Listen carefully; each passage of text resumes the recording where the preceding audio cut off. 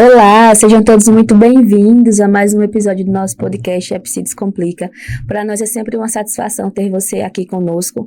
E esse mês é um mês muito importante, assim como todos os outros. Mas antes de falarmos sobre a campanha desse mês e sobre esse tema tão importantíssimo de estar trazendo aqui a luz, o conhecimento, o esclarecimento, porque nós precisamos esclarecer aquilo que tem angustiado a sociedade de uma certa forma, eu já te convido a seguir as nossas plataformas digitais. Estamos no Instagram, no TikTok, no YouTube. Todas as nossas redes, as nossas páginas são pensadas, calculadas para trazer para vocês esclarecimento sobre as nossas vidas pessoais, as nossas vidas financeiras e também as nossas vidas espirituais. Afinal, aqui neste canal, você também pode encontrar diversos conteúdos para a sua edificação pessoal e espiritual, tá bom? Mas você pode nos encontrar no arroba TV Promessa Viva. Nós estamos nessas plataformas que eu acabei de falar para você. Mas agora eu queria conversar com vocês sobre um assunto muito importante. Vocês já puderam ver que eu estou aí com a roupa amarela, né? Então, nós estamos dentro de um mês muito oportuno. Nós estamos dentro de uma campanha que, apesar de só trazer um enfoque maior no mês de setembro, eu acredito que ela deveria ser conversada e discutida durante todo o ano. Afinal, as dores emocionais acontecem ao longo de todos os dias durante o ano inteiro. Nós precisamos falar sobre uma dor silenciosa. Nós precisamos falar sobre as pessoas que estão passando por momentos de angústia, com ideação suicida. E o Setembro Amarelo você pode ver aí na comunidade, se você tem ido a um posto de saúde, uma unidade básica, uma unidade do CREAS, do CRAS, a própria educação. Algumas igrejas, graças a Deus, estão começando a abrir os olhos para essa necessidade de conversar sobre as angústias emocionais, sobre as angústias mentais. Então, nós estamos nessa campanha de conscientização. E o Setembro Amarelo é justamente para que nós possamos trazer à tona essa discussão sobre o quão importante é falar sobre aquilo que muitas vezes nem sequer é dito, mas é muito visto pela ação, pelo comportamento daquela pessoa. Às vezes você tem ao seu lado uma pessoa que era incrivelmente radiante e de repente essa pessoa muda. De repente essa pessoa começa a apresentar comportamentos estranhos.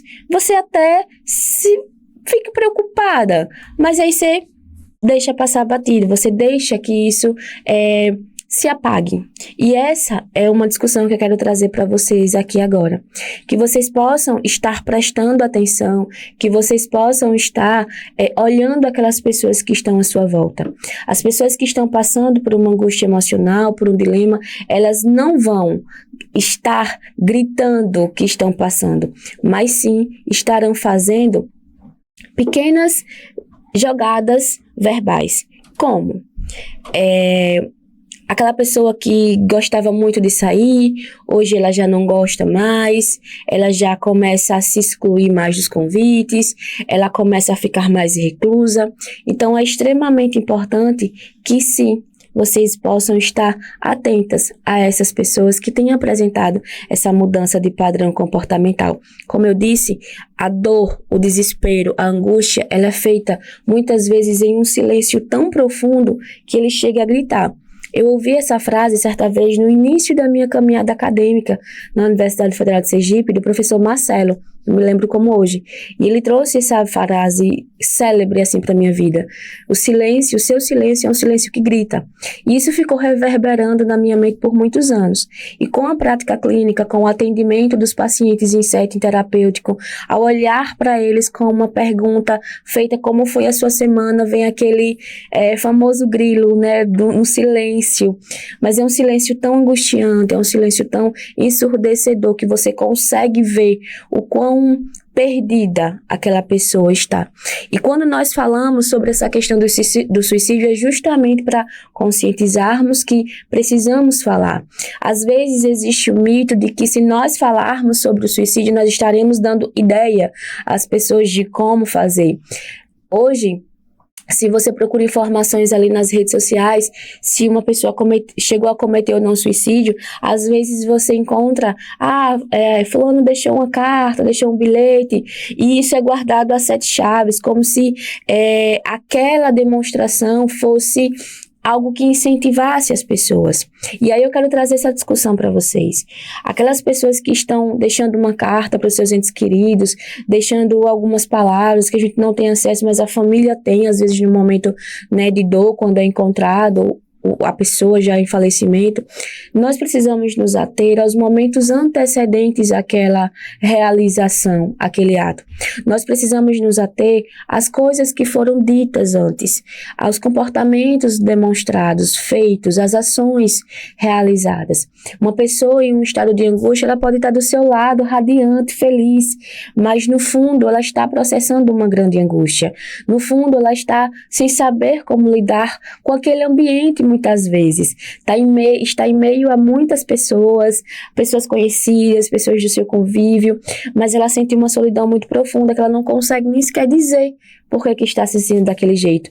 E às vezes, quando essa pessoa chega a dizer por que está assim, ela infelizmente ouve algumas frases agressivas, ouve algumas diminuições da importância daquilo que ela está falando. Então, nós enquanto sociedade, nós enquanto amigos, nós enquanto núcleo social, nós enquanto pessoas de uma determinada comunidade, seja ela de trabalho, religiosa, nós precisamos ter esse cuidado. Nós precisamos entender o impacto das nossas falas, das nossas ações para com aquelas pessoas, porque nós não entendemos a profundidade da angústia que o outro está passando, muitas vezes porque ele não tem essa capacidade lógica de explicar, porque é muita coisa emaranhada em si mesmas. Então a gente precisa ter essa lógica racional, essa observação de olhar o outro, de perceber quais foram as mudanças de comportamento, quais foram as atitudes que aquela pessoa começa a apresentar, quais são as falas, quais são os risos desconfortáveis. Antes de vir para cá gravar para vocês, eu estava vendo um vídeo de uma cerimonialista ensinando como a noiva deve entrar na igreja. E aí, durante a explicação do que ela trazia, ela trouxe uma frase que me chamou muita atenção. Não foi a explicação do como entrar segurando o buquê, mas de como posicionar a língua para que não fique com papada nas fotos. E aí quem faz fotografia entende muito bem o que eu estou falando, ou quem já fez algum ensaio fotográfico. Os truques para que a foto fique mais imponente e mais elegante. E uma coisa que ela disse assim para a noiva que estava entrando, né? O seu sorriso vai ser falso. Aquilo me chocou, mas depois ela explicou. Não é que o seu sorriso vai ser falso, que você não está feliz. É que você está segurando o choro. E aí a sua língua sempre vai estar no céu da boca, que é para que você não fique com o rosto muito deformado, com a demonstração de emoção, e aí acabe comprometendo a beleza do momento. Mas isso me pegou muito quando ela diz assim, um riso forçado. E quantas vezes nós estamos em uma situação, nós nos vemos forçados a sorrir, quando na verdade nós não estamos com nenhum pingo de vontade e nós queremos apenas satisfazer o outro, nós queremos apenas demonstrar ao outro que, de certa forma, nós estamos sentindo algo e que esse algo ele é confortável, ele é agradável, porque quando a gente para pensar, ninguém quer estar com alguém que está o tempo todo triste, o tempo todo reclamando. E muitas vezes essas pessoas que estão nesse estado de angústia, de profunda dor, de um silêncio ensurdecedor, uma dor que só ela está passando, uma vivência que só ela está passando, ela acredita que ela não pode passar para os outros ou deixar que os outros vejam a sua emoção, porque para ela muitas vezes o demonstrar emoção pode ser um sinal de fraqueza. E aqui vem uma outra discussão. Nós temos diversas campanhas que versam sobre essa necessidade de estar demonstrando aquilo que nós sentimos, aquilo que nós pensamos, nós temos o Janeiro Branco, nós temos o Setembro Amarelo e outras campanhas aí. Passamos agora no Agosto Lilás, que trabalha sobre a campanha de conscientização para erradicar, para terminar, acabar de uma vez por todas com as diversas violências que a mulher sofre.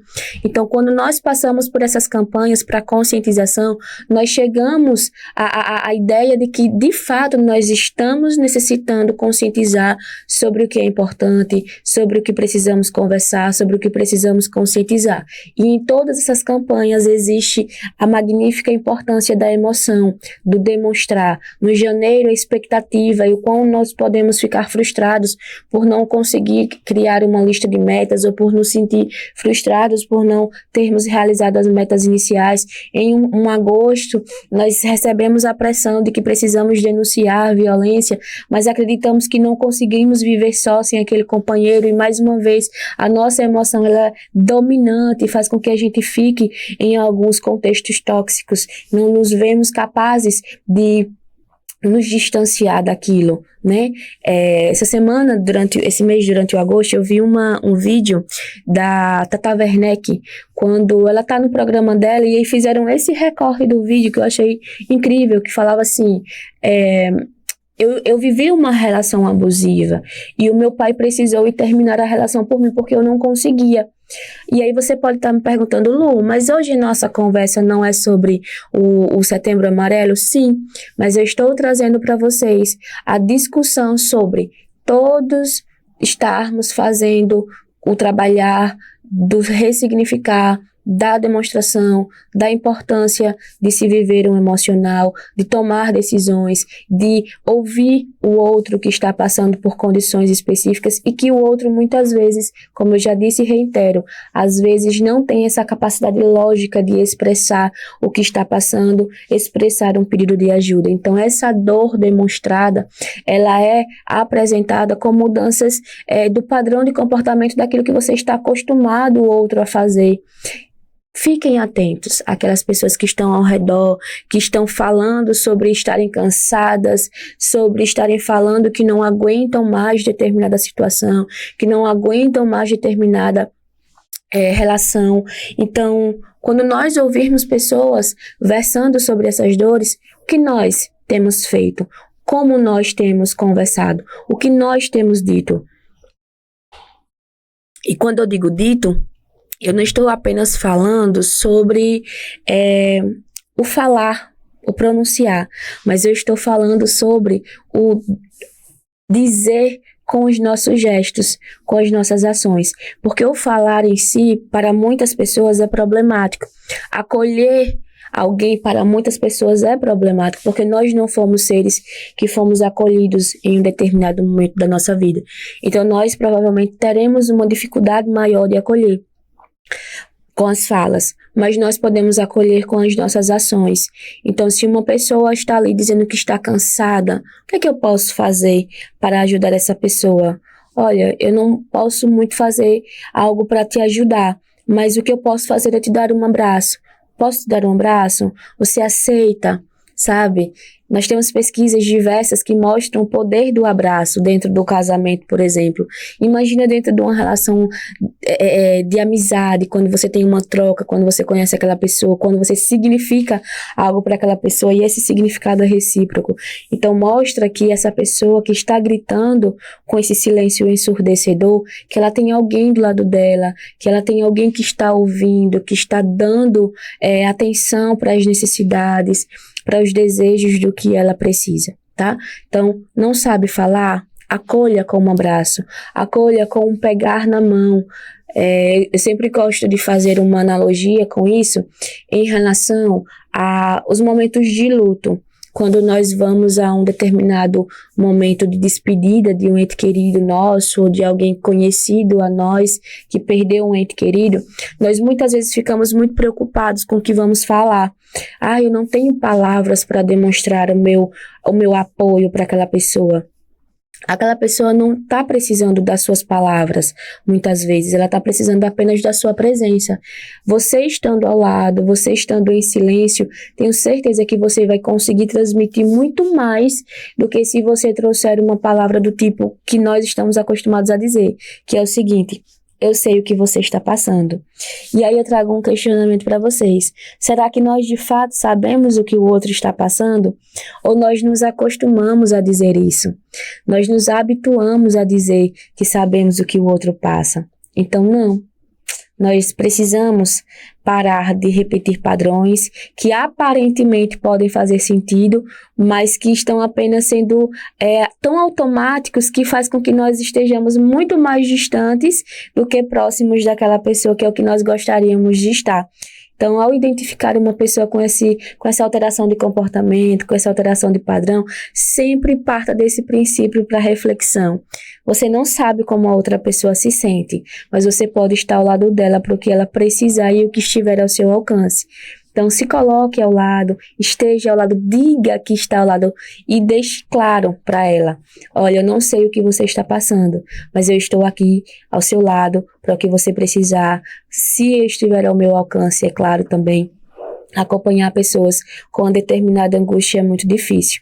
Então, nós precisamos ter essa consciência, tá? De respeitar os nossos limites emocionais, de saber se nós temos condição de estar acompanhando aquela pessoa. Se não tiver a condição, o que é que eu posso fazer para estar acompanhando essa pessoa? Eu posso estar fazendo o encaminhamento para lugares específicos onde ela possa ter esse atendimento, esse cuidado de modo mais empático, mais profissional.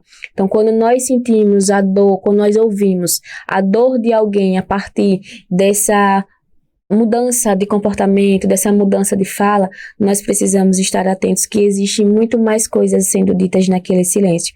E como nós estamos ouvindo? Será que nós de fato estamos ouvindo ou estamos minimizando a dor daquela pessoa, dizendo que ela tem uma vida boa, que ela não precisa estar olhando para as coisas ruins, olhe para as coisas boas que a vida tem, como se ela não conseguisse ver, não conseguisse enxergar. Não se trata de não conseguir enxergar, se trata de ser difícil olhar para isso, porque existem coisas mais profundas que esse silêncio está revelando, tá certo? E aí eu queria conversar com vocês em relação a estar observando essas necessidades do outro e como que você pode estar, né, trazendo para essa pessoa essa necessidade de olhar um pouquinho para ela. Porque, como eu disse anteriormente, muitas vezes nós queremos dizer ao outro que ele não precisa estar sentindo isso, que isso é coisa da cabeça daquela pessoa. E eu gostaria de trazer para vocês um modo de pensar diferente. Se você identifica que aquela pessoa, ela deixou de sair, está passando por momentos assim difíceis, por momentos angustiantes, problemáticos, que ela, por si só, está tão como é que eu posso dizer, afundando, se afogando em si mesma, comece a trazê-la para fora daquele lugar onde ela está. Mas como que você pode propor isso? Não com grandes viagens mirabolantes, um plano incrível para salvar aquela pessoa, não. São pequenas ações diárias. Então, você identificou que aquela pessoa tem estado mais sumida, né? Tem estado mais reclusa. Como que você pode estar mais presente com ela? Uma ligação, uma mensagem: olha, tá tudo bem? Como é que você está? Gostaria de conversar com você. Nós temos hoje mídia social, nós temos hoje vários aplicativos, uma imensidão de possibilidades de contato, mas nós infelizmente não estamos sabendo usar. Nós temos receio de usar, nós não sabemos lidar com tudo isso. E aí esses meios podem ser locais onde você pode estar fomentando uma aproximação com essa pessoa. Olha, vamos para esse lugar. Aqui em Aracaju, por exemplo, agora tem inaugurado muitas cafeterias, locais bem instagramáveis. Olha, vamos visitar, eu vi no Instagram, tal lugar tão bonito.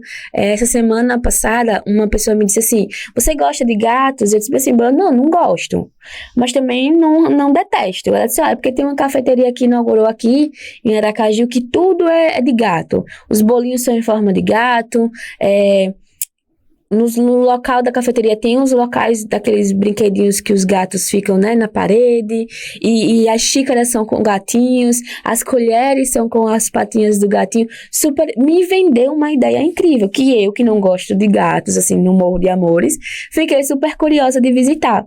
Então, são esses locais, assim, bem diferentes, ou que você gostaria de ir, e percebe que essa pessoa está mais reclusa, que você possa começar a sugerir como contato.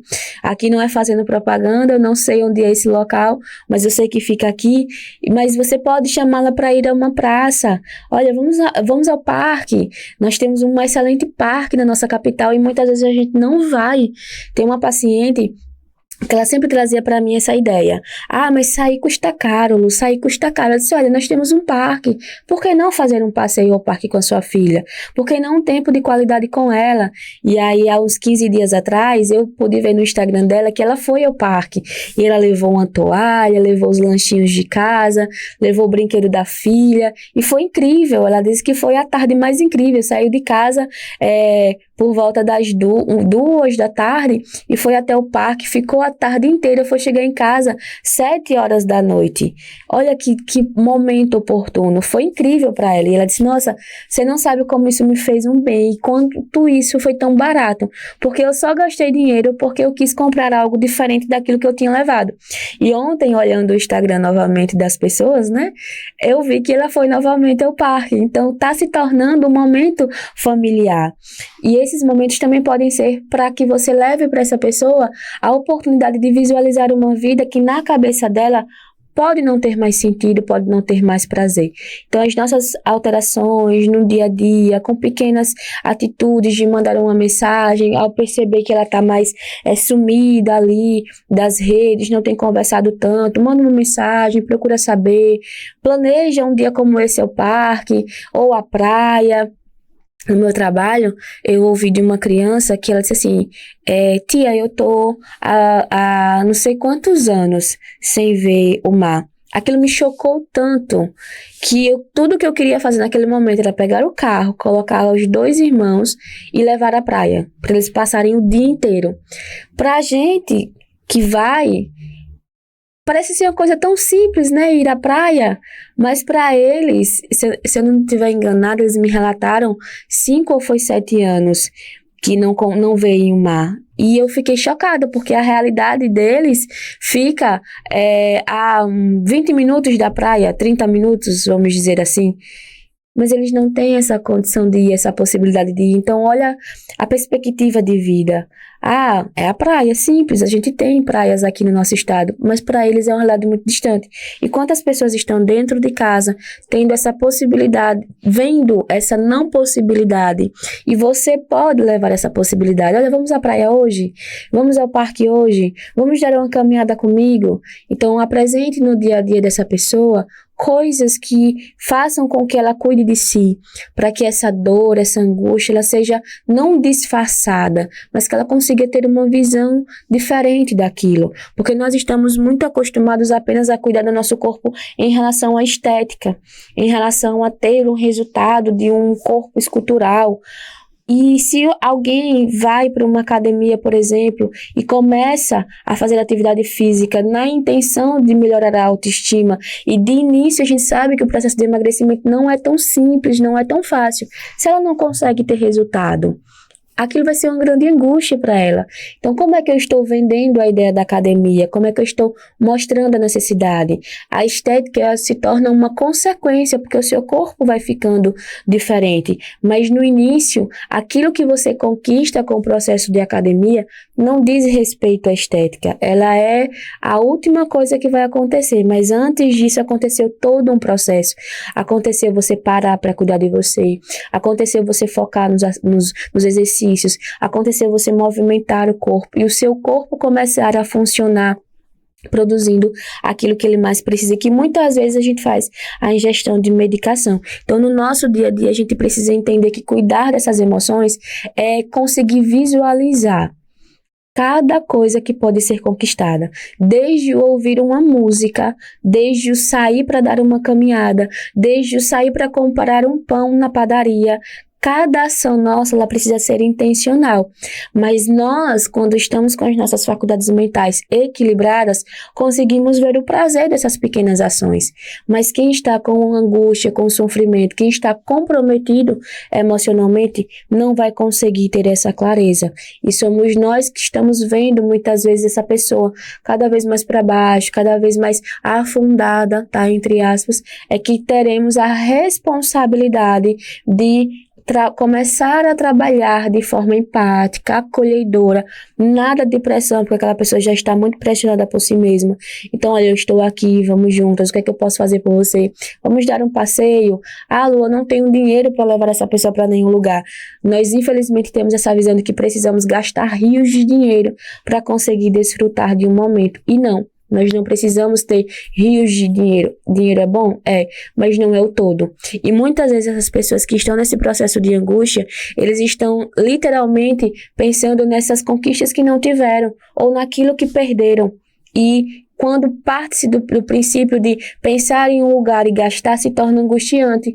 Então, só propõe algo, só trabalha algo, só faz algo com essa pessoa. Olha, eu comecei esse projeto aqui, o que é que você acha da gente fazer isso juntas? Uma paciente semana passada me relatou o seguinte: Lu, eu estava tão angustiada, muito triste, e aí eu via que eu fazia o meu devocional e aquilo não surtia efeito em mim como eu gostava de fazer, porque eu sentia que não estava sendo suficiente. Ela é cristã. E dentro dessa conversa, ela me disse assim, eu comecei a pensar diferente. Eu fazia o meu devocional sozinha, eu sentia o que eu precisava sentir em relação a encontrar Deus, mas eu senti que eu precisava fazer algo diferente. E aí eu estou começando a fazer um outro devocional, além do meu pessoal, com uma colega de trabalho. Então nós estamos tirando um momento para ler um versículo e conversar sobre aquilo. E esse momento está me deixando muito mais empolgada, sabe? Ler a Bíblia está me deixando mais entusiasmada. Eu disse, nossa, que interessante, que bom que você conseguiu fazer sentido em algo que para você é importante e que para outra pessoa que está partilhando desse momento com você também é importante, e vocês estão construindo uma cadeia relacional, intensificando laços. Essa fala minha aqui não é uma fala em relação a obrigar alguém a ter uma versão, uma virtude, uma condução religiosa, tá, pessoal? Mas é para mostrar para vocês que muitas vezes nós, enquanto cristãos, às vezes trazemos coisas preconceituosas em relação à saúde mental e separamos as duas coisas. E não, elas podem andar juntas, porque uma favorece a outra, uma equilibra a outra, ela alimenta a outra de forma positiva, dependendo daquilo como eu esteja fazendo. Ou seja, ela fazia algo de modo sozinha, que tinha um certo impacto, mas ela sentia que tinha necessidade de mais e que ela não conseguia fazer a troca, que o que ela queria, no fundo, era ter alguém para trocar. Ela faz a parte dela individual, faz a parte dela sozinha, e ela agora começa a fazer isso com outra pessoa e ela tem troca. E ela está se sentindo muito bem com isso, está fazendo sentido para ela. Então, apenas uma alteração na rotina que começou a fazer muito mais sentido. E aí eu te convido a refletir, o que é que você pode fazer na sua vida de mudança para cuidar da sua saúde mental? Você que não está nesse processo de angústia e de sofrimento silencioso, mas talvez esteja vendo alguém que está nesse momento.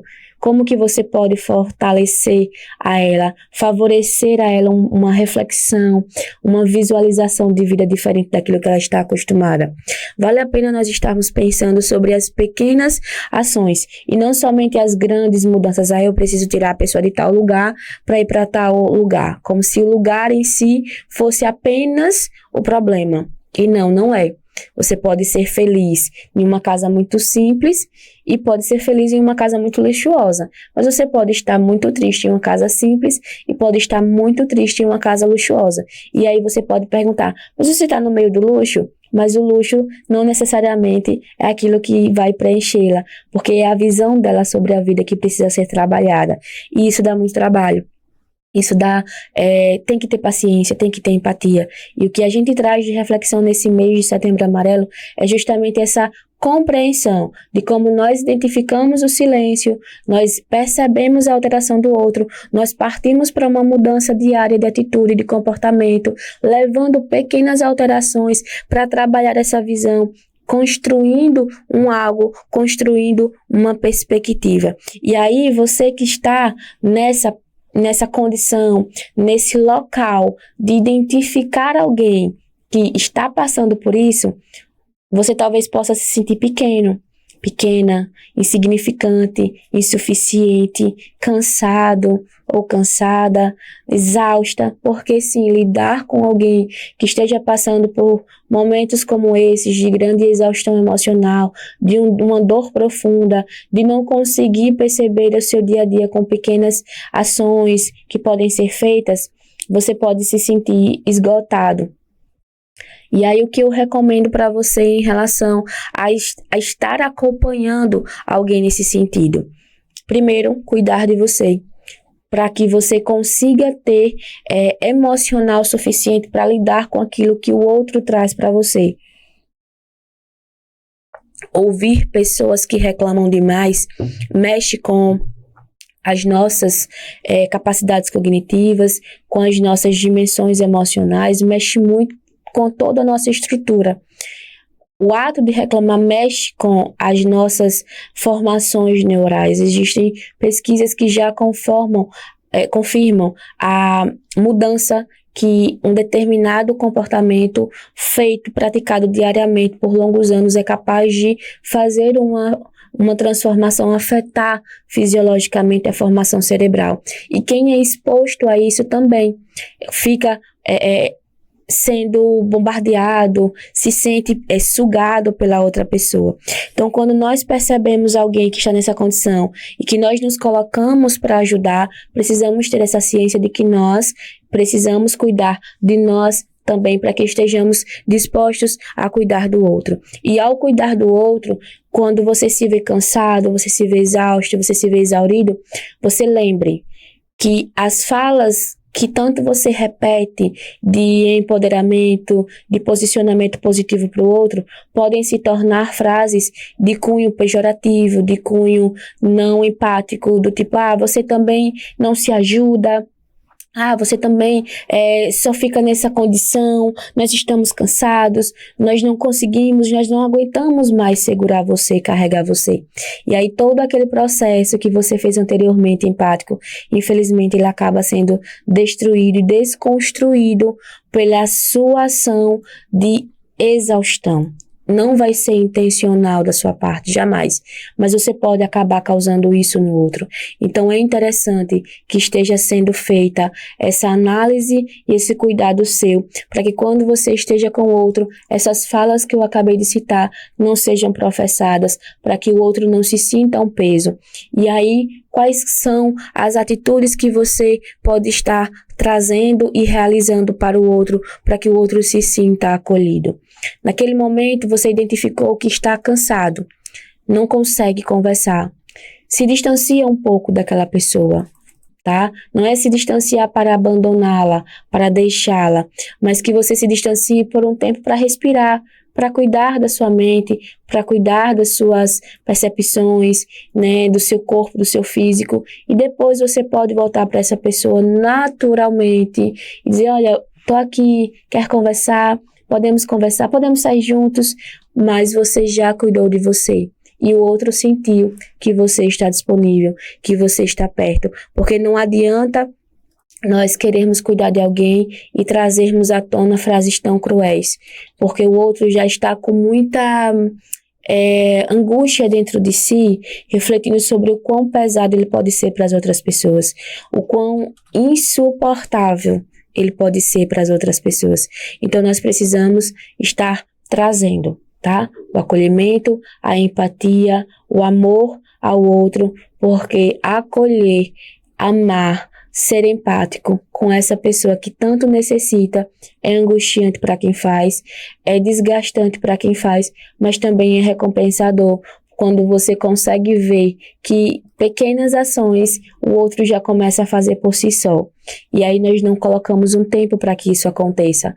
Isso é um trabalho de formiguinha, sabe? Todo dia um pouquinho, e a gente vê as grandes construções, né, dos formigueiros. E aí você faz, meu Deus, como que tantas formiguinhas pequenas conseguiram construir algo tão grande?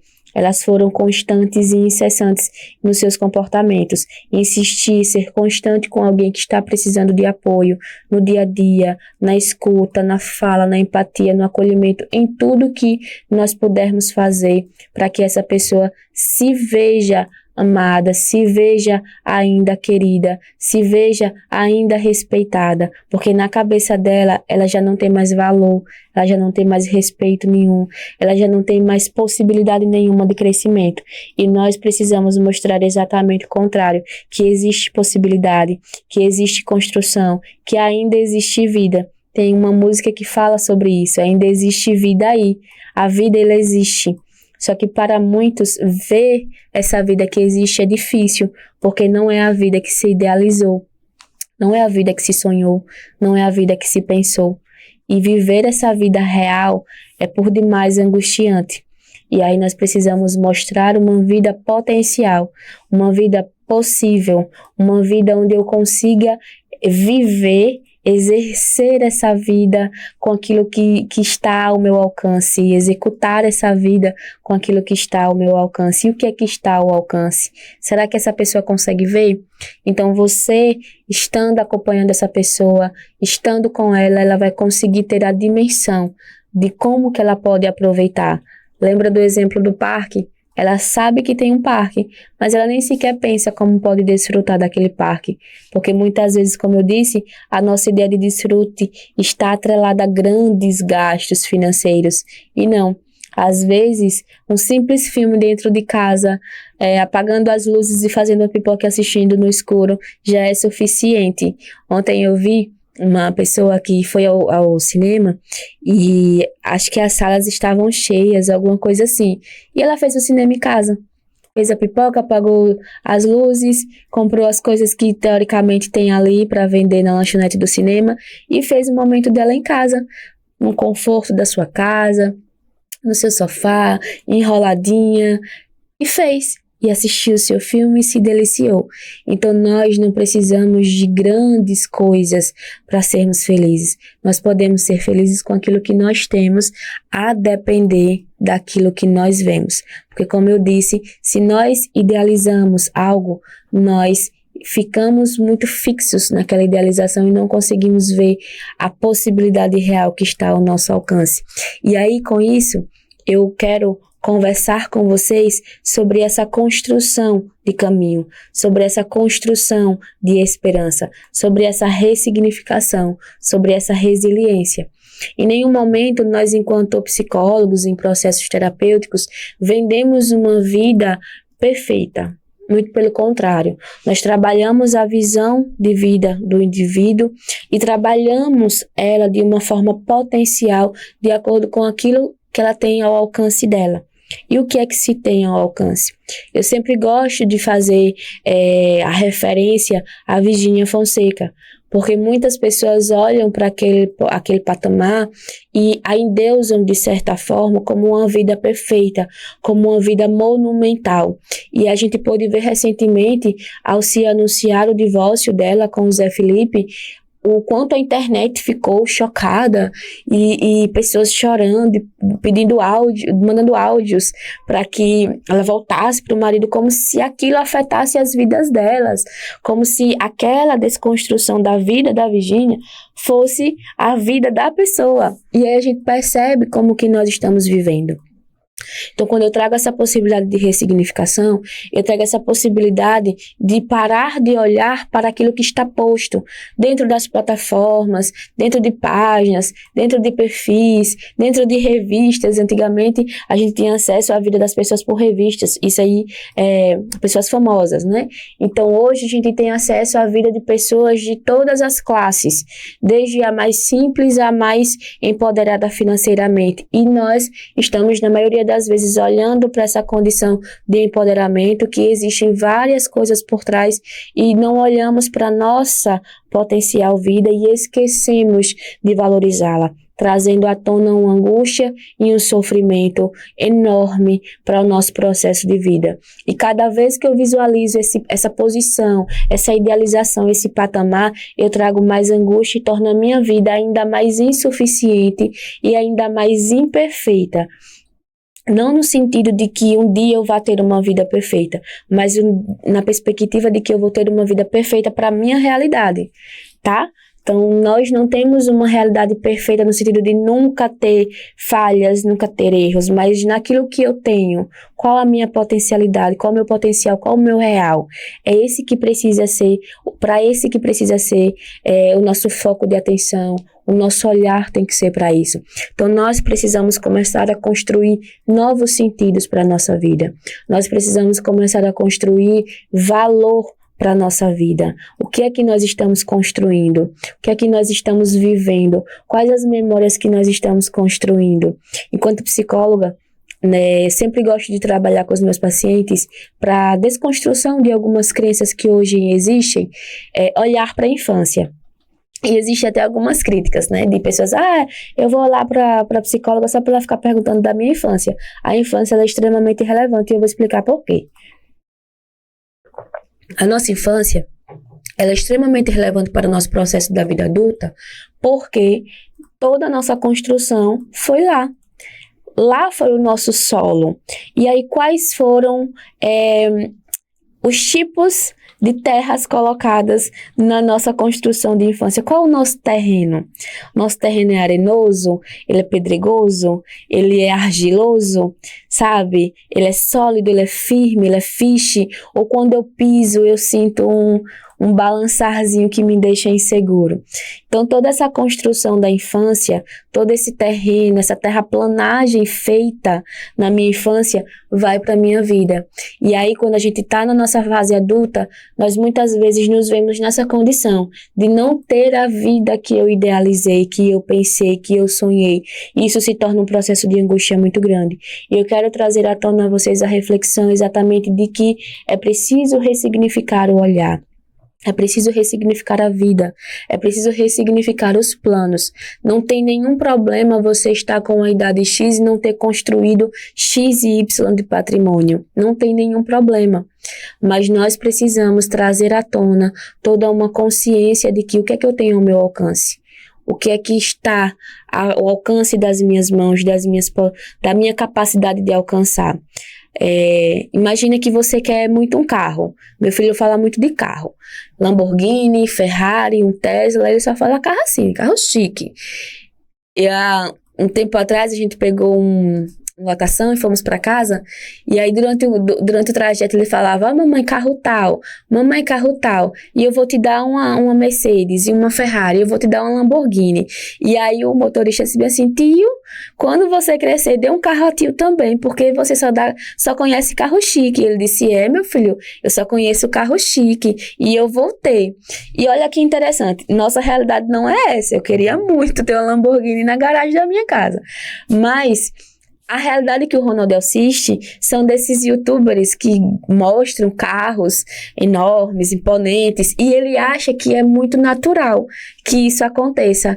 E aí a gente trabalha nele essa potencialidade de que sim, ele pode ter, mas que não é simples como parece nos vídeos. Mas nós esquecemos desse panorama que está por trás. Nós olhamos apenas como não tenho a Lamborghini, não tenho a Ferrari. E não é apenas o não ter, mas eu tenho um carro. Qual é o carro que eu tenho? Esse carro me leva para onde? O que eu consigo desfrutar com esse carro? Quais são os locais que eu posso conhecer com esse carro? Então, se eu visualizo o carro dos sonhos e com o que eu tenho, obviamente eles são muito diferentes. E eu esqueço de prestar atenção de que aonde um me levaria, o outro me leva. Só que eu estou de olho naquele que me levaria, naquele status.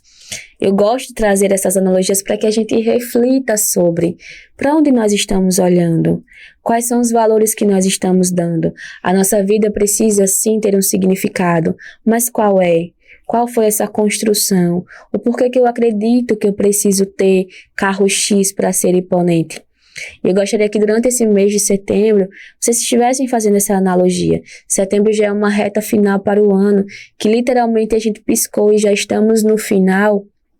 Que nós façamos essa ressignificação, que façamos essa observação de para onde estamos olhando. Qual olhando? Para onde? Com que olhar? Com que expectativa? Nunca é tarde para construir um novo olhar. Nunca é tarde para olhar e ver que você ainda pode, sei lá, aprender a andar de bicicleta, aprender a jogar bola, aprender a correr, porque tem muita gente que não sabe correr. Agora, no mês que passou, a gente discutiu muito aqui com a Fran sobre como muitas crianças que cresceram e se tornaram adultos não têm essa coordenação motora por uma limitação imposta na infância por parte dos pais. De medo da criança cair, por aí vai. Então, você pode aprender a jogar, você pode aprender a andar de bicicleta, não está passado do tempo, como a gente costuma dizer, né? Segundo como paciente, a gente conversou assim, ela disse, Lu, eu acho que eu tô querendo aprender a nadar, porque eu vejo a minha filha lá nadando, e o professor chegou para mim e disse assim, você não quer não aprender a nadar? Ela disse, eu, velha? Jamais, todo mundo vai rir de mim. E aí o professor disse para ela bem assim, olha, baixa a bola, uma coisa nesse sentido, né, com as minhas palavras, baixa a bola, porque ninguém tá preocupado com você, ninguém vai estar olhando para você. E aí a gente trabalhou sobre isso em sessão, e de fato, nós estamos muito preocupados com o que os outros estão olhando para a nossa vida. Você olha muito para o que os outros estão olhando para a sua vida e esquece de observar a vida que você tem, de observar aquele momento, de conquistar aquelas memórias, guardar aquelas memórias, criar momentos afetivos com seu filho, com seu esposo. Então, nós precisamos construir esse olhar para a vida, construir novas possibilidades, ressignificar e trazer a esperança todos os dias, para que ela seja renovada, para que ela seja revivida e vivida de outras formas. Que durante esse mês de setembro, durante esses momentos de discussão, da identificação de uma dor silenciosa, de passar por momentos de cuidado do dia a dia, com pequenas ações, com pequenas mudanças, para olhar para alguém que está necessitando de ajuda, ao ajudá-la a cuidar de si mesma. E aí passamos agora para um momento de reflexão, de construção de possibilidade, construção de caminhos que vocês possam estar trabalhando para que o próximo mês, o próximo ano sejam ainda mais de significados, sejam ainda mais de conquistas dentro da sua realidade. Lembra sempre, é dentro da sua realidade, dentro do seu potencial. Você não é impossibilitado ou impossibilitada de conquistar grandes coisas, mas vamos olhar para aquilo que nós temos aqui, agora, no nosso dia a dia, porque essas conquistas farão com que você veja a grande vida que você tem e que pode estar perdendo o brilho porque você está olhando para outro lugar, tá bom? Foi um prazer imenso para nós poder discutir, conversar com vocês aqui sobre essa construção, sobre essa ressignificação, de falar sobre o Setembro Amarelo, não só da perspectiva de pessoas que estão sofrendo, angustiadas por causa de um processo depressivo, dos transtornos, mas trazer uma visão de como estar ao lado, de como mudar pequenas ações no dia a dia e de como ressignificar e trabalhar essa vida e esses projetos, porque enquanto a vida há esperança, enquanto a vida ainda é tempo, tá? Para nós é uma satisfação e esperamos vocês no próximo mês com muito mais assuntos, com muito mais conteúdo para vocês, mas, tá? Se você quiser ver a sua empresa, o seu negócio aparecer aqui, entre em contato conosco, que você vai ter a possibilidade de estender o seu campo de marketing aí com a apresentação da sua marca dentro do nosso projeto, dentro do nosso programa e nas nossas plataformas digitais aqui no nosso canal, tá bom? Nós nos vemos nos próximos encontros.